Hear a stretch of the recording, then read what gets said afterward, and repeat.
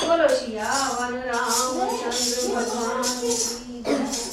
पवन सुत हनुमान की जय। उमापति महादेव की जय। बोलो युगल सरकार की भक्त और भगवान की।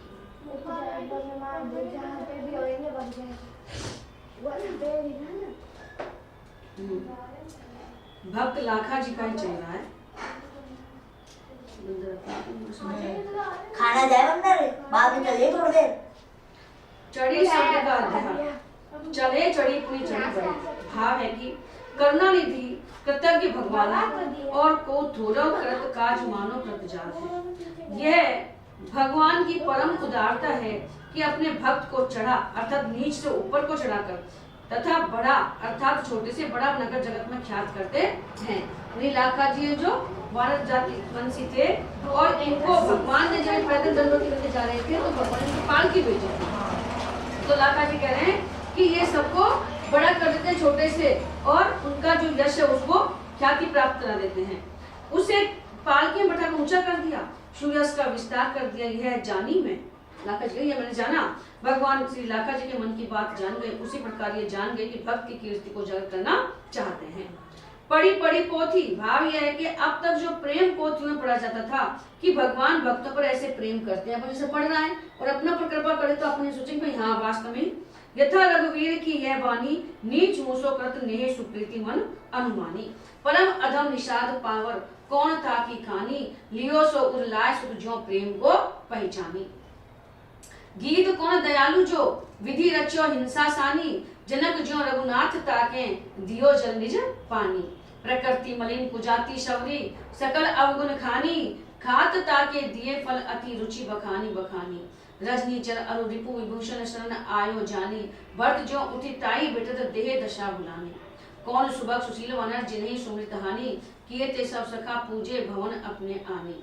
राम सहज कृपालु कोमल दीन हित दिन दानी, भजे ऐसे प्रभु तुलसी पुतिल कपट ने ठानी। फिर विनय पत्रिका में लिखा है, ऐसी हरि कृत दास पर प्रीति, निज प्रभुता विसारी जन के वश होत सदा यह रीति। उस प्रेम को प्रभु आज मुझ पर चरितार्थ करते हैं। तात्पर्य है कि मेरे द्वारा जगत को दिखाते हैं, विस्तार करते हैं। पुनः प्रेमियों के द्वारा लिखी गई जो प्रेम करने की रीतियां उनको पढ़ पढ़कर हम शरीर के दासों पर आप अपने प्रेम का विस्तार कर रहे हैं। वही भगवंत संत प्रीत को विचार करे, धरे दूरी ईष्टा हो, यानी अपनी जो प्रभुता है ईष्टा उसको दूर रख देते हैं। ऐसे वाक्यों के अनुसार अपनी ईष्टा को भुलाकर मुझसे प्रेम कर रहे हैं। इस प्रकार के भाव समुद्र में डूबते उतारते पालकी पर चढ़े हुए आप पहुंचे। ये भाव आ रहे हैं इनके लाखा जी के भी ऐसा कर रहे हैं भगवान, ऐसा कर रहे हैं, वो पहुंच गए। तो आपने बार बार कहा कि यही मुझे उतार दो, पर पुजारियों ने कहा नहीं, मंदिर की चौखट पर उतारने की आज्ञा है। खास मंदिर के द्वार पर उतरकर निहारे, भर नेत्र टकटकी लगाकर प्रभु का दर्शन कर तन मन प्राण वारे और धड़ाम से धरती पर गिर पड़े और दंडवत यात्रा में देह वाली फेरी डाली और दर्शन के लिए तन मन प्राण वारे। यहाँ उत्तरोत्तर प्रेम प्रवर्धन है।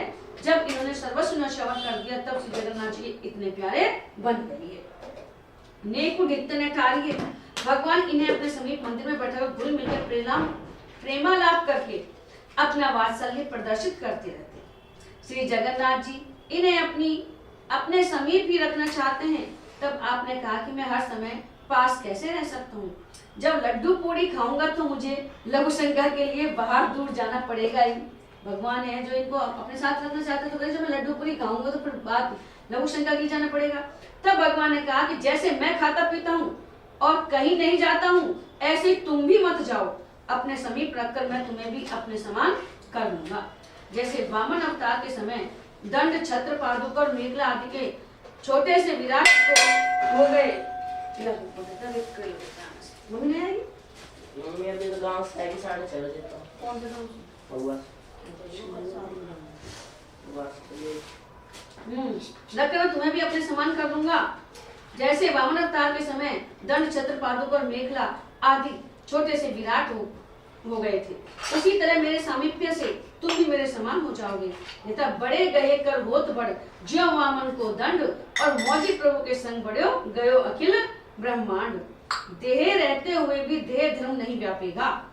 श्री लाखा जी ने कहा नहीं प्रभु, मैं आपके तुल्य कभी ना होऊंगा। उससे सेवक सेवे भाव में बाधा पड़ जाएगी। जैसे श्री माधव दास जी कभी कभी मंदिर में रह जाते थे पर उन्हें कोई देख नहीं पाता था, उसी प्रकार आपको भी भगवान अपने निकट रख लेते थे लेकिन कोई जान नहीं पाता था। ओतप्रोत अनुराग प्रीति सभी जग जाने, भक्त भगवंत दोनों एक दूसरे के अनुराग में पगे हैं।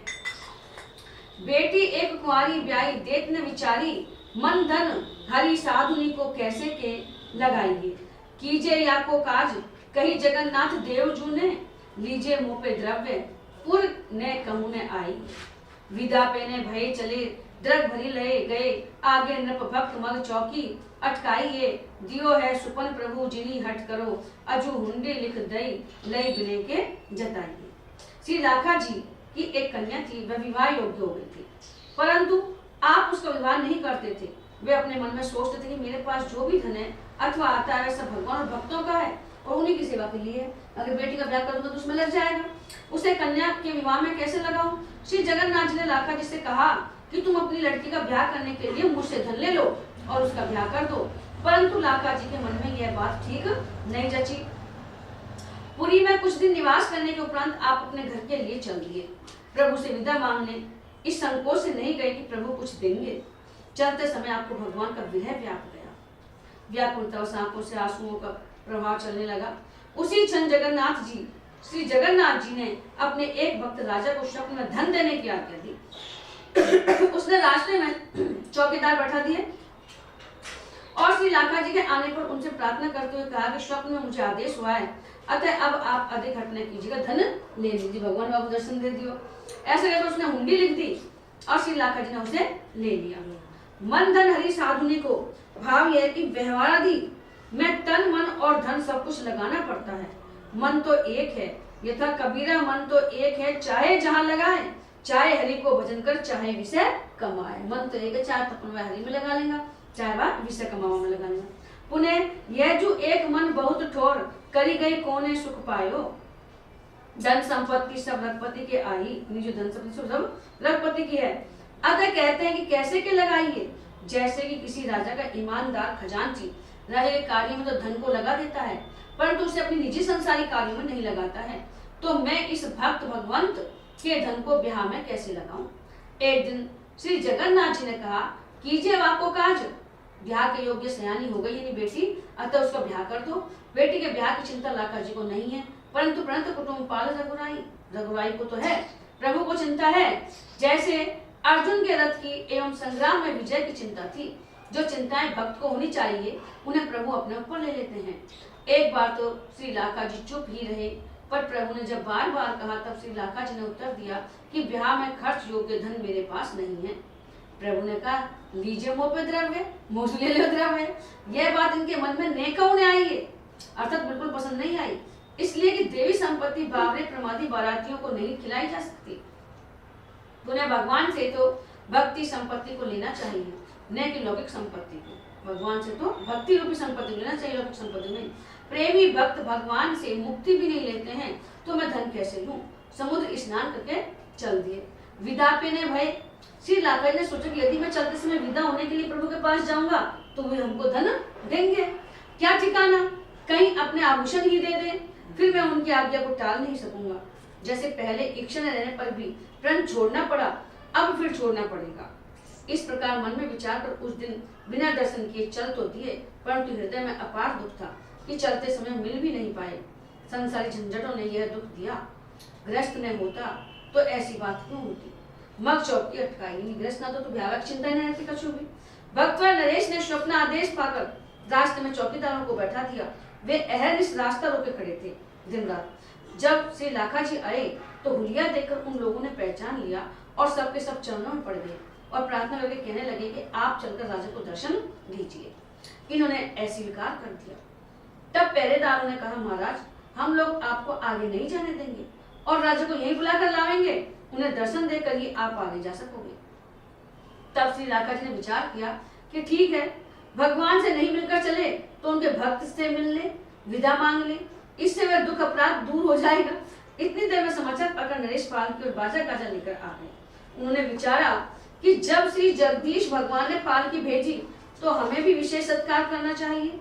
आग्रह पूर्वक पालकी पर बैठकर बड़ी धूमधाम से राजा महलों में लाया लाखा जी और खूब बाजे बाजे जय जयकार हुआ, सादर पूजन हुआ और श्री जगन्नाथ जी का प्रसाद पवाकर राजा ने 1000 रुपयों की हुंडी दी।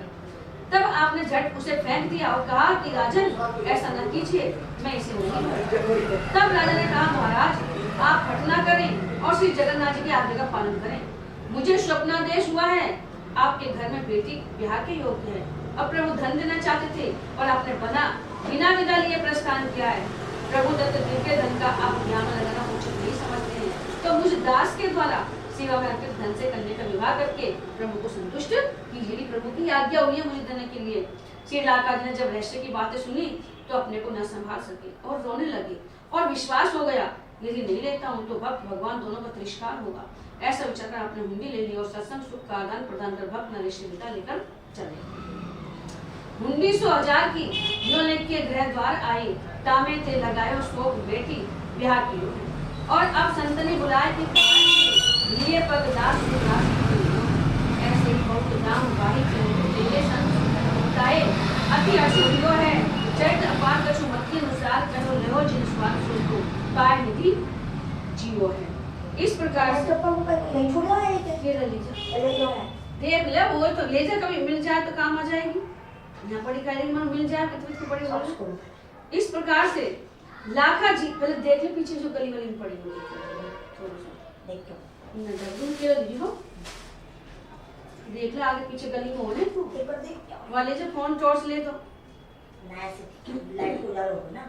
इस प्रकार से लाखा जी 1,000 रुपए की हुंडी लेकर अपने घर को आए। उन्होंने उनमें से 100 रुपए केवल कन्या के विवाह में लगाए और शेष धन से संतों को निमंत्रण देकर उन्हें भोजन कराया। उनका अनेक प्रकार से सत्कार किया। पश्चात भगवत भक्तों के श्री चरणों को स्पर्श करके आपने सुख माना और पुनः दृढ़ प्रतिज्ञा की कि मैं अपने तन मन धन से हरि भक्तों की सेवा करूंगा। श्री लाखा जी स्वयं सुख के समूह थे। राजा से 1,000 रुपए मिलने से हैं पीछे की साइड देख लो, पहले भी बहुत से लोगों ने श्री लाखा जी को कन्या के ब्याह के लिए रुपए दिए। आपने उन रुपयों को भी ब्याह में न लगाकर संत सेवा में ही लगाया और